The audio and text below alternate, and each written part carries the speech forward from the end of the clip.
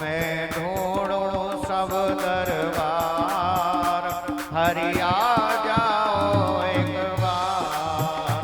मेरा छोटा सा संसार, हरि आ जाओ एक बार।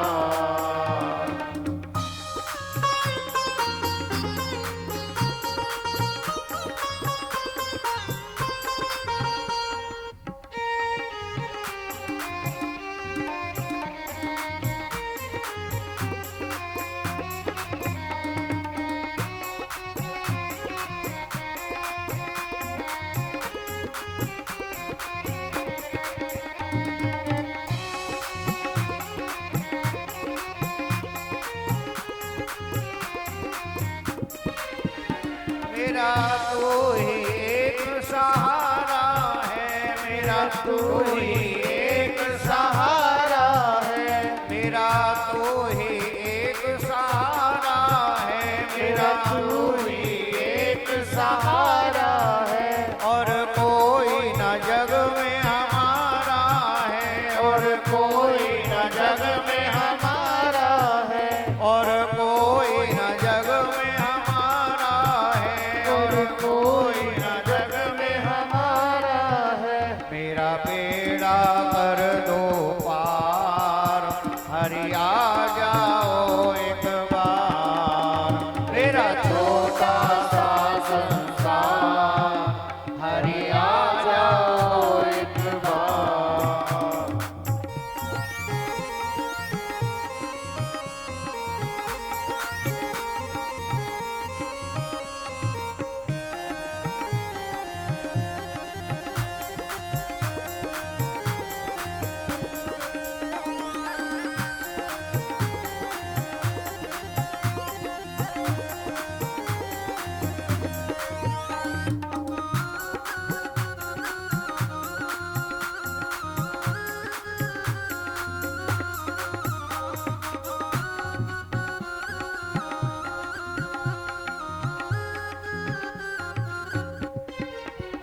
मेरी नैया पार लगानी है, मेरी नैया पार लगानी है, मेरी नैया पार लगानी है, मेरी नैया पार लगानी है।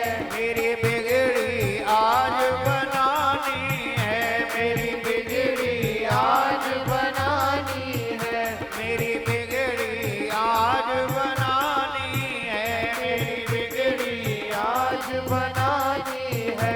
मेरी विनती बारंबार, हरि आ जाओ एक बार। मेरी विनती बारंबार, हरि आ जाओ एक बार। हरि आ जाओ, हरि आ जाओ, हरि आ जाओ, हरि आ जाओ, हरि आ जाओ, हरि आ जाओ, हरि आ जाओ, हरि आ जाओ, हरि आ जाओ, हरि आ जाओ, हरि आ जाओ, हरि आ जाओ, हरि आ जाओ, हरि आ जाओ, हरि आ जाओ, हरि आ जाओ। मेरा छोटा सा संसार, हरि आ जाओ एक बार। मेरा छोटा सा संसार, हरि आ जाओ एक बार। मेरा छोटा सा संसार, हरि आ जाओ एक बार। मेरा छोटा सा संसार, हरि आ जाओ एक बार।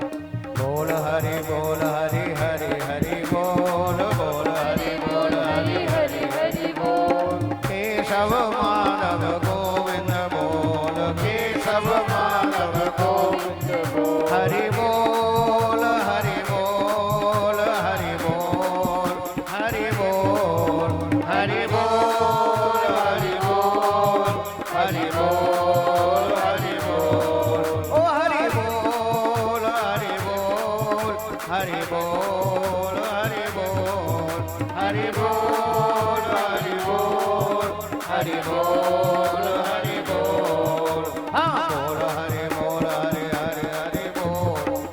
केशव माधव गोविंद बोल बोल हरि बोल हरि हरि हरि बोल केशव माधव गोविंद बोल बोल हरि हरि हरि बोल केशव माधव गोविंद बोल बोल हरि हरि हरि बोल केशव माधव गोविंद बोल हरि बोल। जब इस प्रकार जो है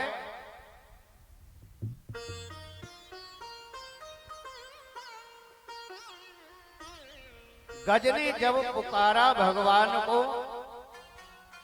तब जो है तुरंत गरुड़ पर आरूढ़ होकर के और सवार होकर के नंगे पैर ही भगवान चल दिए। तुरंत जो है गज को ग्रह के बंधन से मुक्त किया। गज को ग्रह के बंधन से मुक्त किया भगवान ने।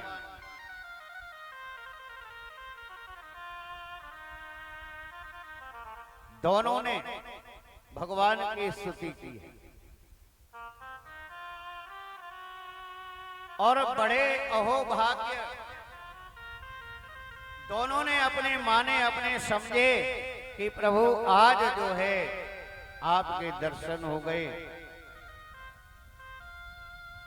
अजर अमर अक्षर अगम आज अनंत अकलेश मोह पे होए प्रसन्न सो काट ही सकल कलेश।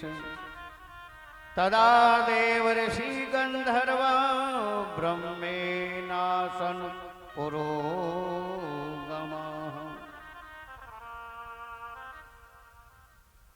बोले कि महाराज ये बात तो समझ में आई कि लेकिन एक बात बताओ गुरुदेव कि ये दोनों थे कौन जो गज और ग्राह की योनि में आए और इनके लिए भगवान को आना पड़ा। ये तो कथा समझ में आ गई, लेकिन ये थे कौन? सुखदेव जी कहते हैं कि राजन ये जो है एक हुहु नाम का गंधर्व था और ये गंधर्व जो है अपने सभी गंधर्व बालकों के साथ में सरोवर में स्नान कर रहा था। सरोवर में जब स्नान कर रहा था तो वहां पर स्नान करने के लिए देवल ऋषि आए और देवल ऋषि भी वहां स्नान करने तैयार हुए और जैसे ही स्नान करने के लिए सरोवर में प्रवेश किया तो इस गंधर्व ने क्या किया? इस गंधर्व ने उस सरोवर के अंदर डुबकी लगाई और अंदर अंदर जल के अंदर गया और देवल ऋषि का पैर पकड़ के खींच लिया जल के अंदर। अब वो मुनि घबरा गए, तुरंत घबराहट में बाहर निकल के आए, कौन है कौन है? और ये गंधर्व तुरंत दूसरी तरफ जाकर के हंसने लगा।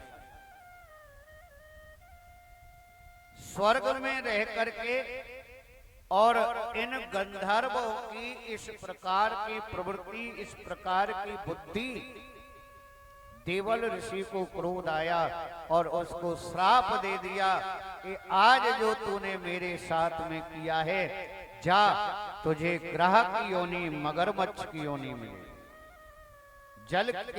जलचर ही बनेगा। ये श्राप दे दिया देवल ऋषि ने। तुरंत जो है आकर के मुनि के पैर पकड़ लिए उस गंधर्व ने, निवेदन किया कि प्रभु मुझसे अपराध हो गया, क्षमा करो। बोले कि अब कुछ नहीं हो सकता है, अब तो ये तुम्हें निश्चित रूप से भोगना पड़ेगा, लेकिन महाराज मोक्ष की प्राप्ति कैसे होगी, इस श्राप से मुक्ति कैसे मिलेगी? कि एक समय ऐसा आएगा स्वयं भगवान जो है प्रकट होंगे और उनके द्वारा ही तुझे मोक्ष की प्राप्ति और फिर तू अपने इस गंधर्व लोक को प्राप्त करेगा। ये तो महाराज इस ग्रह के पूर्व जन्म की कथा थी अब जो है गज जो था, हाथी था, उसकी बात बताते हैं कि ये गज जो है कौन था। ये जो है गज इंद्रद्युम्न नाम का राजा था। इंद्रद्युम्न का नाम का ये राजा जो है एक बार अपनी सभा में बैठा हुआ, वहां पर इसकी सभा में अगस्त ऋषि आए। सबने जो है खड़े होकर के ऋषि को प्रणाम किया, स्वागत किया, सत्कार किया, लेकिन ये राजा इतना अभिमानी था इंद्रद्युम्न कि एकदम मदमस्त जो है हाथी की तरह बैठा रहा। ना तो ऋषि को प्रणाम किया, ना स्वागत किया, ना खड़े होकर के सत्कार किया। जब एक राजा का इस प्रकार का कृत्य मुनि ने देखा तो अगस्त ऋषि ने श्राप दिया कि तू जिस प्रकार अपने अहंकार में, अपने मद में बैठा हुआ है, तुझे श्राप देता हूं कि जा तू गज की योनि को प्राप्त करेगा, हाथी की योनि में जा।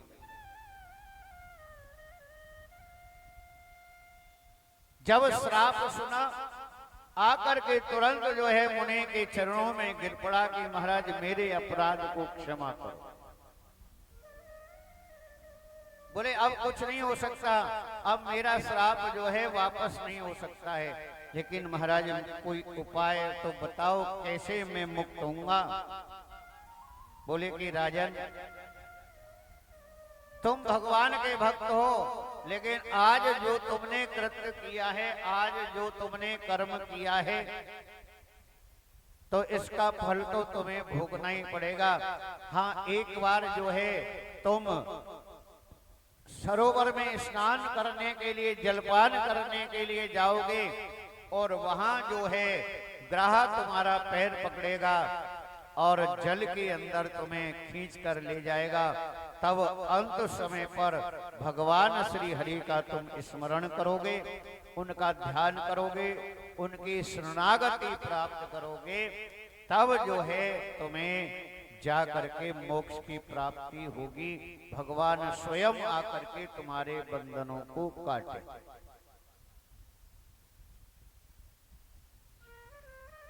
जब भगवान श्री हरि ने इन दोनों को मोक्ष किया तो दोनों ने जो है भगवान की स्तुति की और दोनों जो है अपने अपने धाम, अपने अपने लोक को पधारे। भगवान श्रीमद् भागवत कथा जो है गजेंद्र मोक्ष की कथा, जिसको मोक्ष दिलानी है तो इस गजेंद्र मोक्ष की कथा का पाठ कराएं या उसको सुनाएं तो निश्चित रूप से मोक्ष की प्राप्ति हो जाएगी। 24 श्लोक हैं गजेंद्र मोक्ष में। इन श्लोकों का पाठ चाहे संस्कृत में सुनाएं, चाहे हिंदी अनुवाद करके सुनाएं, तो जब इनका पाठ आप जिस प्राणी के लिए करेंगे और इसके शब्द जब उस प्राणी के कानों में जाके पड़ेंगे, अपने कानों से वो प्राणी श्रवण करेगा तो निश्चित रूप से उसको मोक्ष की प्राप्ति हो जाएगी। और ये बात सत्य है, नाम नहीं बताऊंगा आपको, मैं स्वयं अपने सामने की घटना बताता हूं। किसी को कैंसर था, राजीव गांधी हॉस्पिटल में वो भर्ती थे, कई दिन से थे, मुझे पता चल गया था। अब जब उन्होंने बुलाया और मैंने देखा कि वास्तव में इनकी हालत ठीक होने लायक नहीं है। घर वाले बोले कि या तो ये ठीक हो जाएं या फिर ये अपने धाम को, भगवान की शरणागति प्राप्त करें। मैंने कहा आज नहीं, आज आपने बताया है, मैं कल आऊंगा प्रातः काल। तुलसी दल और गंगा जल लेकर के मैं गया। केवल मैंने एक ही श्लोक सुनाया था गजेंद्र मोक्ष का, तो कुछ एकदम उनके शरीर में इतनी हलचल हो गई, फिर डॉक्टरों ने मुझे बाहर निकाल दिया। तो उनके घर वाले बोले कि आप जाओ, मंदिर जाओ, जो समाचार होगा बता देंगे। 1 घंटे के बाद में उनके प्राण निकल गए। और निश्चित रूप से यानी कि भगवान का यश हम सो करते हैं। अरे इस प्रकार से जो जाने वाला जीव है, आप जो है भगवान का नाम सुनाइए, भगवान का कीर्तन करिए, जो शब्द उसके कानों में जाके पड़े जिससे उसको मोक्ष की प्राप्ति हो जाए। तो ये जो है गजेंद्र मोक्ष का प्रभाव है। और माया के वश में हुए मोहित तीनों लोक, तब दर्शन अवलासुर दूर कीजिए शोक। देवतागण, जब भी देवताओं पर संकट आता है तो एक ही बात होती है, क्या भगवान की शरण में चलो। और ऐसे ही संसार के जीव का हाल है, जरा सा संकट आया चलो भगवान की शरण में, पहले नहीं आएंगे, तब ही आएंगे, तब भगवान से जो है प्रार्थना करेंगे। और यही हाल देवताओं का है। देवता और मनुष्य अलग नहीं है। 84 लाख योनियों में देवता भी आते हैं, ब्रह्मा जी भी आते हैं, मनुष्य तो आता ही है। यानी कि समय सबका आता है। उम्र जो है ब्रह्मा जी की भी है, लेकिन ब्रह्मा जी की उम्र कितनी है आप विचार करो। कहने को तो ब्रह्मा जी की आयु 100 वर्ष की है, लेकिन ब्रह्मा जी की अब वो 100 वर्ष हमारे जैसे 100 वर्ष नहीं है ब्रह्मा जी के। हमारे जैसे 100 वर्ष ब्रह्मा जी के नहीं है। ब्रह्मा जी के जब 100 वर्ष पूर्ण होते हैं, कैसे होते हैं? एक दिन ब्रह्मा जी का कितना होता है? जब ये चारों युग जो है 71 बार निकल जाते हैं, तब एक दिन होता है ब्रह्मा जी का। चतुर्युगी ये चारों युग 71 बार 71, सतयुग, त्रेता, द्वापर, कलयुग, जब ये चारों युग 71 बार निकल जाते हैं, अब एक युग कितने वर्ष का है? कलयुग का ही प्रमाण ले लीजिए, 4,32,000 की आयु कलयुग की है। अब कलयुग से पहले जो है द्वापर युग पड़ता है, तो 4 लाख यानी 32,000 और जोड़ दीजिए, 8,64,000 की आयु जो है वो द्वापर युग की है। 8,64,000। अब 8,64,000 में 4,32,000 और जोड़ दीजिए, इतनी आयु जो है त्रेता युग की बनती है। फिर 4,32,000 और जोड़ दीजिए, इतनी आयु जो है सतयुग की बनती है। अब ये चारों युग, अब यूं विचार करो, एक दिन की बात तो बहुत दूर है, हमारा जन्म तो ब्रह्मा जी के 1 घंटे में ही कितनी बार हो जाएगा? एक बार नहीं, कितनी बार हो जाएगा, कोई गिनती नहीं कर सकते। ब्रह्मा जी की आयु का प्रमाण आप लगा लीजिए, इन यानी कि किसी भी कैलकुलेटर में गिनती नहीं आ सकती है, गारंटी है इस बात की। चारों युगों की आयु लगा करके और 71 से गुणा कीजिए, तब एक दिन आएगा, और फिर उसको 100 से गुणा कीजिए, कैलकुलेटर में गिनती ही नहीं आएगी जितनी ब्रह्मा जी की आयु निकलेगी। कहने को तो बड़ी आसान है, 100 वर्ष की आयु है, लेकिन और उस एक दिन में, ब्रह्मा जी के एक दिन में क्या होता है? 14 इंद्र बदल जाते हैं, 14 मनवंतर, यानी कि 14 इंद्र बदल जाते हैं। बताओ,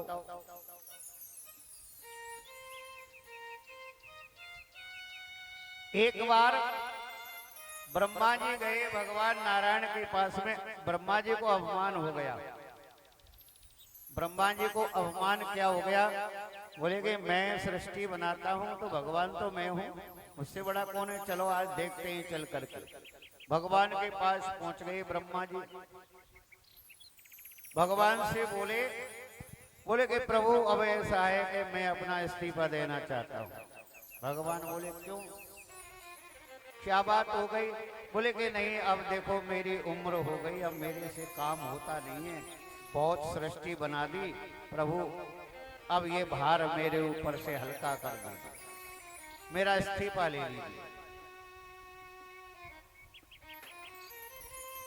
भगवान ने कहा कि ठीक है, तुम्हारा इस्तीफा मंजूर है।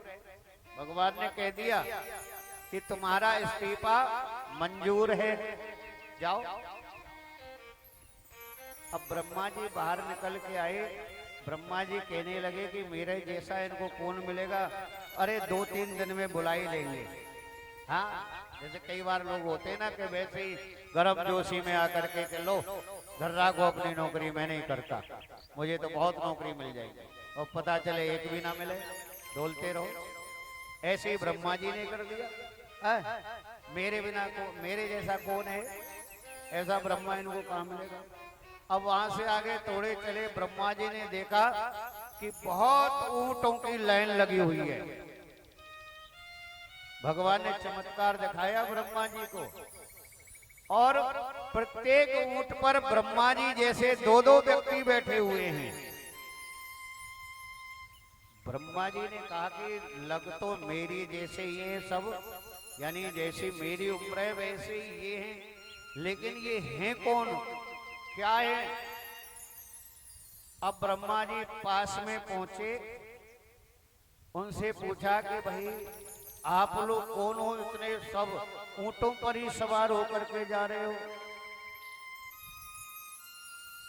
कौन हो आप लोग? एक ने कहा कि तुम्हें पता नहीं है, हम लोग ब्रह्मा हैं। बोले कि तुम सब? हाँ। अरे ऐसे ही अवाल एक ब्रह्मा ने इस्तीफा दिया है, ऐसे ही हम भी देकर चले गए थे कभी गर्म जोशी में आकर। अब हमें पता चला है कि ब्रह्मा जी का पद खाली है, तो इंटरव्यू के लिए आ रहे हैं हम सब इंटरव्यू के लिए आए हैं। बोले कि अच्छा? बोले कि और क्या? अरे हमें पता है उस समय हमने दे दिया इस्तीफा, लेकिन आज तक नौकरी नहीं मिली, पता है? अब एक ऐसा बेवकूफ ब्रह्मा हुआ है, वो इस्तीफा दे आया तो जगह खाली हो गई। अब हम सब लोग जो है भगवान के पास जा रहे हैं इंटरव्यू देने के लिए, क्या पता हम दोबारा ब्रह्मा बन जाए। ब्रह्मा जी तुरंत दौड़ करके भागे। बोले कि ये क्या गजब हो गया?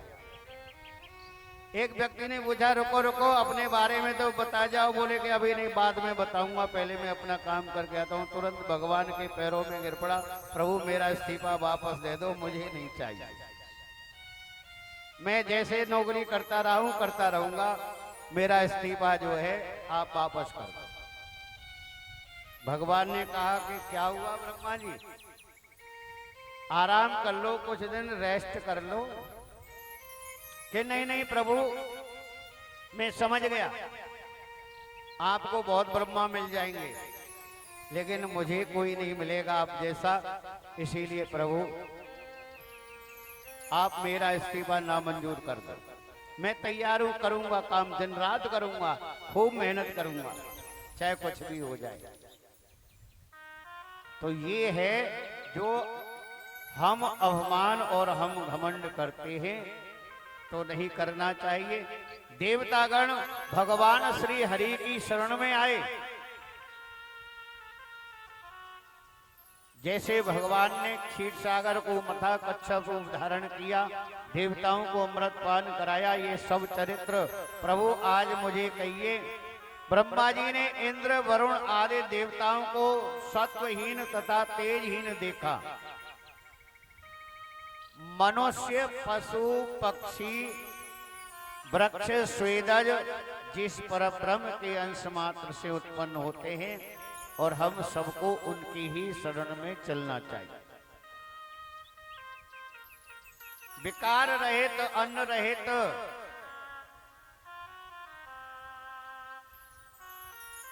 अपने अधीन रहने वाली माया के द्वारा इस विश्व की रचना करके भगवान स्वयं विद्यमान रहते हैं। भगवान जो है विद्यमान रहते हैं। अब यहाँ क्या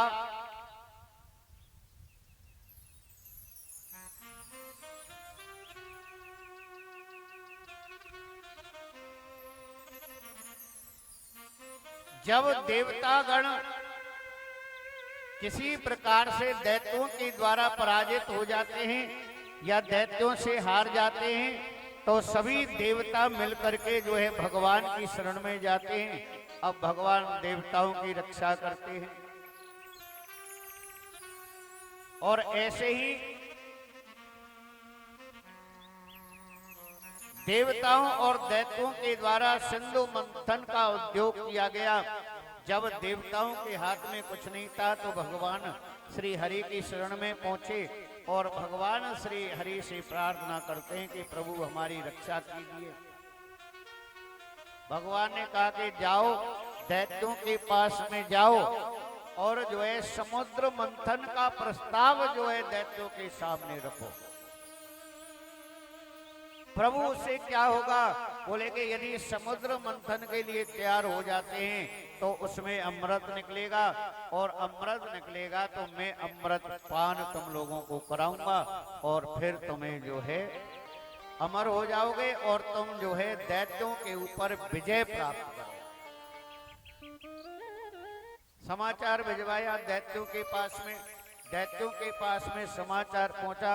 दैत्यों ने कहा कि क्या बात हो गई, ये देवतागण हमसे संधि करना क्यों चाहते हैं?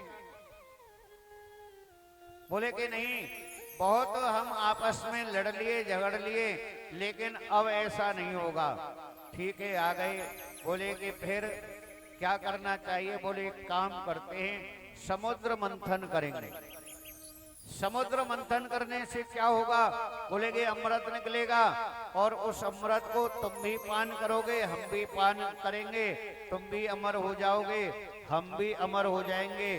फिर हमें एक दूसरे से किसी प्रकार का कोई डर रहेगा नहीं। ठीक है, ऐसा ही होगा। अब जो है मान ली बात, समुद्र मंथन के लिए तैयार हो गए। मंदराचल पर्वत को जो है मथानी बनाया और बांस की सर्प को जो है रस्सी बनाया। उस जो है मंदराचल पर्वत को समुद्र में फेंक दिया मथानी बनाने के लिए। लेकिन वो तो समुद्र के अंदर समाहित होने लगा, डूबने लगा। डूबने लगा। देवता घबरा गए, भगवान की प्रार्थना की तो तुरंत भगवान जो है कच्छप अवतार धारण करके आए, मंदराचल पर्वत को अपनी पीठ पर उठाया तो देवता समझ गए कि स्वयं भगवान हमारे साथ में। बोलो कच्छप भगवान की। देवतागण प्रसन्न हो गए। अब वासुकी नाग को जो रस्सी बनाया, एक तरफ जो है मुख था और एक तरफ पूंछ। अब देवतागण चालाक थे कि यदि हम पहले से ही पूंछ की तरफ जाएंगे तो ये दैत्य वही पहुंचेंगे, क्योंकि दैत्यों का काम यही है कि जो देवता करे उसके विपरीत करो। तो पहले ही जो है उस वासुकी नाग के मुख की तरफ जाकर के देवता खड़े हो गए कि हम लोग मुख पकड़ेंगे और तुम लोग जाकर के पूंछ पकड़ो। दैत्यों ने कहा कि नहीं, पूंछ तुम लोग पकड़ोगे, मुख हम लोग पकड़ेंगे। बोले कि आ जाओ पकड़ो, क्योंकि ये जो जहर उगलेगा अपने मुख से वासुकी, इसकी जो फुंकार लगेंगी पता चल जाएगा। समुद्र मंथन जो है प्रारंभ हुआ तो एक फुंकार में जो है सारे दैत्य काले हो गए।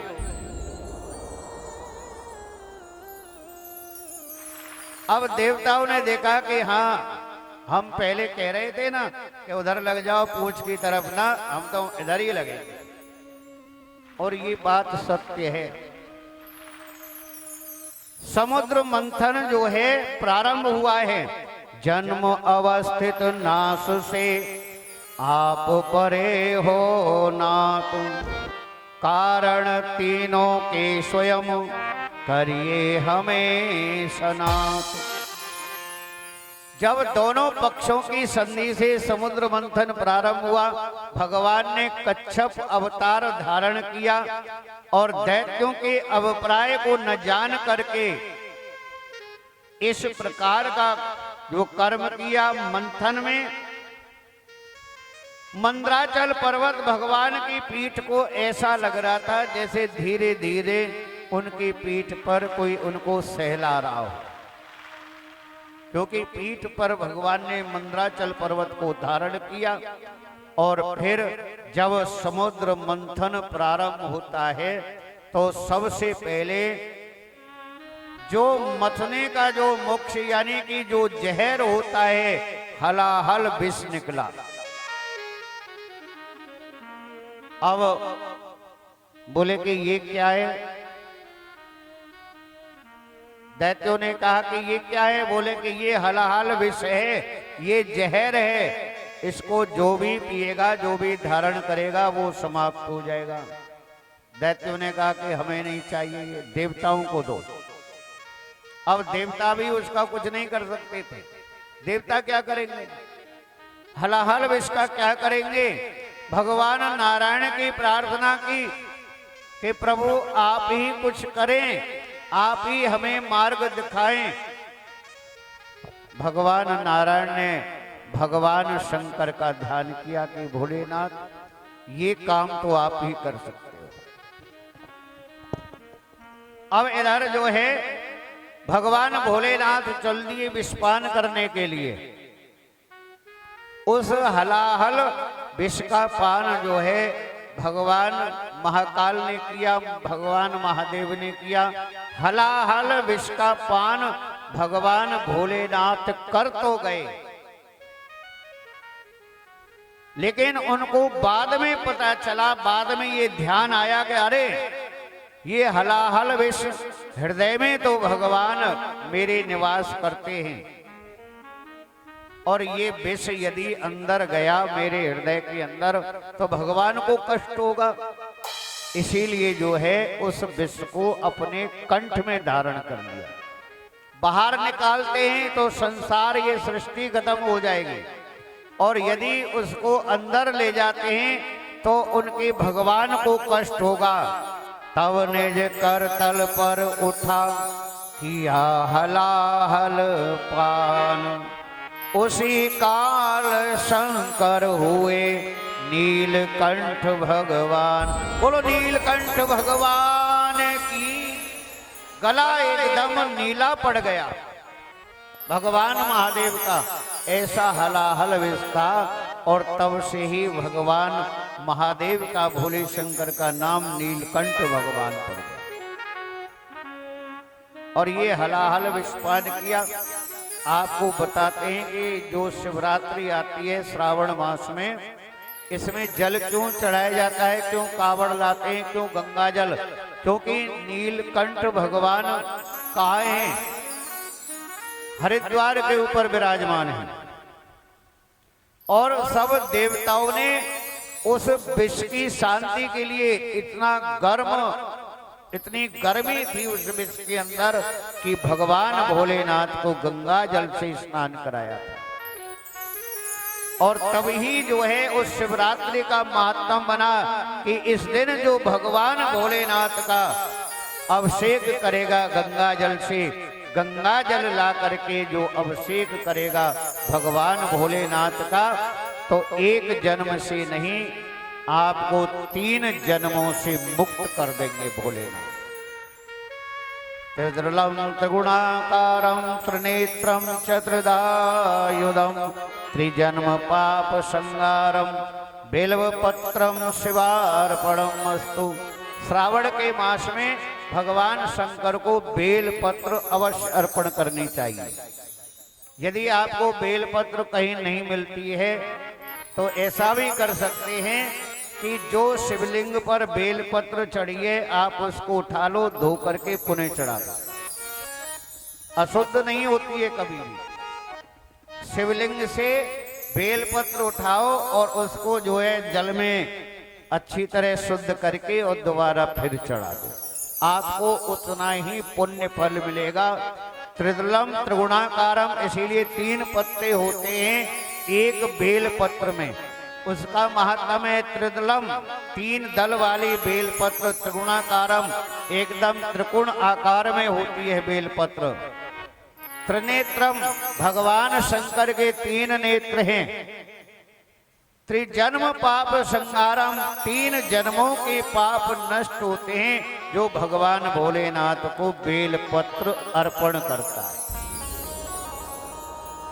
और बेल पत्र तोड़ने के भी समय या दिन होते हैं, तिथि होते हैं, पता है आप लोगों को? नहीं पता। बताओ कौन कौन से दिन होते हैं? चतुर्थी, अष्टमी, चतुर्दशी, संक्रांति, अमावस, पूर्णिमा और सोमवार, ये निषेध है। इन दिनों में, इन तिथि में कभी भी जो है बेल पत्र नहीं तोड़नी चाहिए। और मध्याह्न काल के बाद में, दोपहर के बाद में तो कभी भी बेल पत्र तोड़नी ही नहीं चाहिए।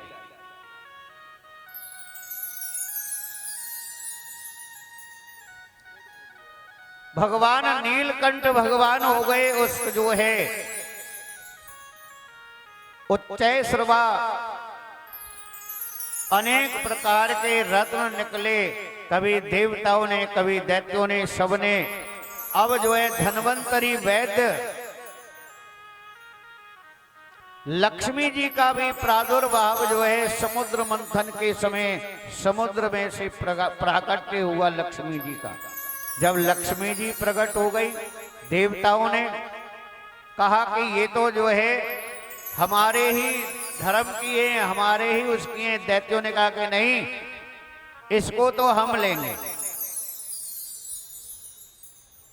अब दैत्यों ने कहा कि भाई एक काम करते हैं कि हम कोई जोर जबरदस्ती नहीं करके, और इन देवी के मन में जो बात होगी, इनको जो अच्छा लगेगा, एक तरफ जो है दैत्यगण और एक तरफ जो है देवतागण पंक्ति में खड़े हो जाएं, एक लाइन में खड़े हो जाएं, और ये देवी जिसको भी वर्ण करेंगी, जिसके गले में बलमाला डाल देंगी, उन्हीं की हो जाएगी। ठीक है, एक तरफ दैत्य खड़े हो गए और एक तरफ देवता खड़े हो गए। लक्ष्मी जी के हाथ में बरमाला। पहले दैत्यों की तरफ देखा, लक्ष्मी जी आगे बढ़ती गई, और फिर देवताओं की तरफ देखा, लक्ष्मी जी आगे बढ़ती गई, और तुरंत क्या था, भगवान लक्ष्मी नारायण, भगवान नारायण तुरंत जो है गरुड़ पर सवार होकर के आए लक्ष्मी जी के सामने। लक्ष्मी जी ने जो है बरमाला भगवान नारायण के गले में डाली और लक्ष्मी जी को साथ में बिठाया, बैकुंठ ले गए। बोलो लक्ष्मी नारायण भगवान। दैत्यों ने हल्ला मचाया कि यही बात गलत है इनकी, ये नारायण हर समय बीच में आकर के गड़बड़ कर देते हैं, यही गड़बड़ करते हैं सबसे ज्यादा। और जाओ, हमने इसीलिए मना किया था कि हम समुद्र मंथन नहीं करेंगे। कोई बात नहीं है।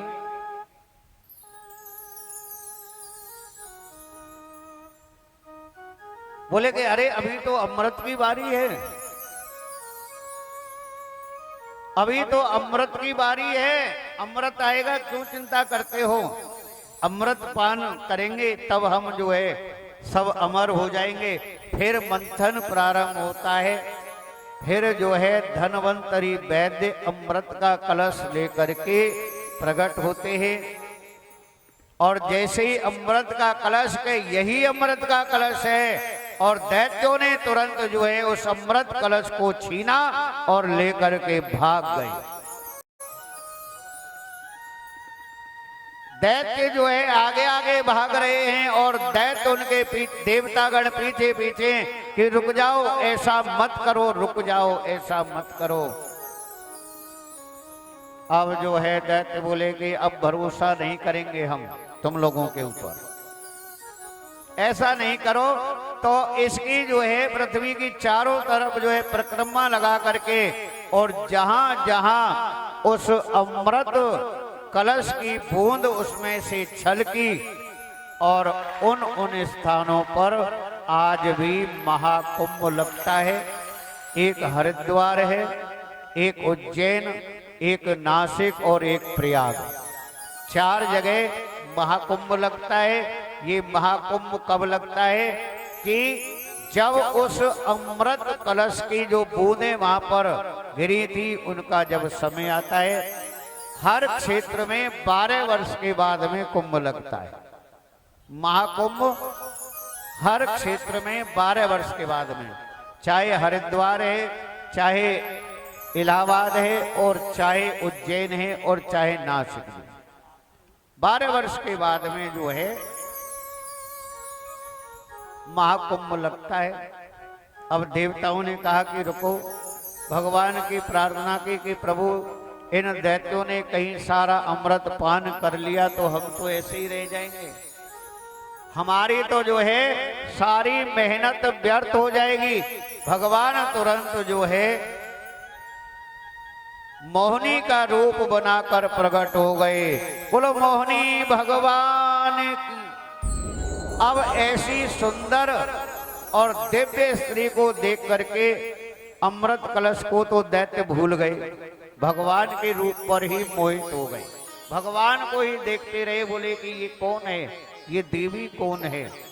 भगवान ने क्या किया, तो तुरंत दैत्यों के हाथ से अमृत कलश ले लिया।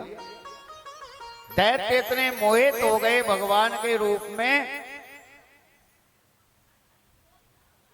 दैत्यों से कहा आप लोग झगड़ा क्यों कर रहे हो। दैत्य बोले कि झगड़े की कोई बात नहीं है, लेकिन ये बताओ कि आप कौन हो। बोले कि मैं तो आप लोगों को बता दूंगी, लेकिन आप लोगों का झगड़ा तो मिटा दूं। बोले कि ये अमृत कलश है, ये देवता है, हम दैत्य गढ़े हैं, हम दोनों अमृत पान करना चाहते हैं, लेकिन इन देवताओं ने कई बार हमारे साथ में धोखा किया है। एक पहले आप जैसी देवी प्रकट हुई थी, भगवान नारायण आए, वो लेकर के चले गए। कभी कोई कुछ ले जाता है, हमें तो कुछ मिल ही नहीं रहा। अरे मेहनत तो हम भी कर रहे हैं। भगवान बोले कि आप लोग चिंता मत करो, बराबर का न्याय होगा, अमृत बराबर का पिलाया जाएगा। एक काम करो, एक तरफ जो है देवता और एक तरफ दैत्य पंक्ति में बैठ जाओ, धीरे धीरे करके अपने हाथ से मैं सब लोगों को अमृत पान करा। दैत्य बोले कि ये ठीक है, तुम्हारे ऊपर विश्वास है हमें। ऐसे ही किया, सब जो है पंक्ति में बैठ गए और अमृत पान। दैत्य बोले कि पहले हमारी तरफ से कराओ। भगवान जो मोहिनी के रूप में आए हुए हैं, उन्होंने दैत्यों से कहा कि अरे तुम समझते नहीं हो, ऊपर क्या है, ऊपर तो पतला पतला पानी है, माल तो नीचे ही है। इन देवताओं को हल्का हल्का पिला देती हूँ, असली माल तो तुम्हें मिलेगा। बोले हाँ हाँ ठीक है ठीक है, पिलाओ पिलाओ, पहले देवताओं को पिलाओ। अब देवताओं को जो है पिलाना प्रारंभ कर दिया।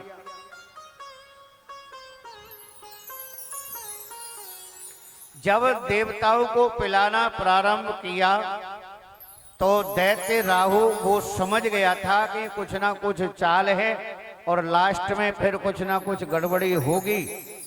इसीलिए जो है देवताओं का रूप बना करके ये सूर्य और चंद्रमा के मध्य में जा करके बैठ गए। भगवान ने सभी देवताओं को अमृत पान कराया, सूर्य को कराया, चंद्रमा को कराया, राहु को भी करा दिया। लेकिन जब राहु को अमृत पान कराया तो सूर्य चंद्रमा को पता चला कि अरे हमारे बीच में कोई नहीं था, ये कहां से आ गया, प्रभु ये जरूर कोई दैत्य है। तुरंत भगवान ने सुदर्शन चक्र निकाला, छोड़ दिया और तुरंत जो है राहु का सर धड़ से अलग हो गया। सर जो है धड़ से अलग हो गया। अब तो एकदम से दैत्यों में खलबली मच गई। दैत्यगण वहां से जो है भागने लगे और इधर जब राहु का सर धड़ से अलग हो गया, अब देखो कि राहु भी जिंदा, यानी कि सर भी जिंदा है और धड़ भी जिंदा है, क्योंकि अमृत पान कर चुका था। और अमृत पान करने के बाद में वो अमर हो गया। अब उसके एक के दो बन गए, राहु और केतु। अब आपको एक थोड़ा सा प्रसंग ये बताते हैं। जब भगवान ने राहु का सर जो है काटा था, तो उसके जो रक्त की बूंदें हैं वो पृथ्वी पर गिरी, और इस पृथ्वी पर गिरी, और उनसे क्या उत्पन्न हुआ, क्योंकि था तो अमृत, लेकिन अब वो रक्त किसका था? वो रक्त था दैत्यों का। दैत्यों का रक्त था दुर्गंध वाला। प्याज और लहसुन की उत्पत्ति वहीं से हुई है, इसीलिए ये भगवान के भोग में नहीं लगता। बहुत कहते हैं कि नहीं, एक बार जो है पहले चढ़ती थी, भगवान के भोग से लुढ़क गई, तब से भोग। ये बात नहीं है, ये सब जो है अपने मनों की बात मत बताया करो। ये शास्त्रों की बात है कि जब उस राहु का रक्त, उसकी जो बूंदें पृथ्वी पर आकर के पड़ी थी, उससे प्याज और लहसुन की उत्पत्ति हुई। बीमारी में तो बहुत काम आते हैं प्याज लहसुन। क्यों काम आते हैं? क्योंकि ये उस अमृत की वो है। लेकिन दुर्गंध युक्त इनमें दुर्गंध क्यों आती है? क्योंकि ये उस दैत्य का रक्त है, इसीलिए राहु का जो रक्त है, अब उसके द्वारा जो फल प्रकट हुआ वो भगवान का भोग नहीं बन सकता। इसीलिए जो वैष्णव लोग होते हैं वो कभी भी प्याज और लहसुन का उपयोग नहीं करते, क्योंकि वो भगवान का भोग जरूर लगाएंगे, और जब भगवान का भोग लगाएंगे तो स्वयं भी खाएंगे। तो इसीलिए वो ना स्वयं खाते और ना ही भगवान का भोग लगाते। तो इसीलिए भगवान के भोग से ये दूर रहती है। देवासुर संग्राम हो गया, अब दैत्यों में और राक्षसों में लड़ाई हो गई, युद्ध छिड़ गया। अपने अपने प्राणों की रक्षा करने के लिए दैत्य वहां से भाग गए। जिसको जहां भागना था, जहां छुपना था, छुप गया, क्योंकि अमृत पान कर लिया था देवताओं ने। और दैत्य ये समझ गए थे कि अब जो इस समय मारा जाएगा वो मारा जाएगा। तो इसीलिए दैत्यगण इधर उधर भाग गए अपने प्राणों की रक्षा के लिए। देवताओं की विजय हो गई। जब विजय की घोषणा हो गई तो युद्ध की भी समाप्ति हो गई, युद्ध भी समाप्त हो गया। युद्ध की समाप्ति हो गई। सातवें मनु से महाराज मनोर्विवस्वः पुत्रः श्राद्धदेव इति श्रुतः। विवस्वान पुत्र श्राद्धदेव नामक मनु अभी भी जो वर्तमान है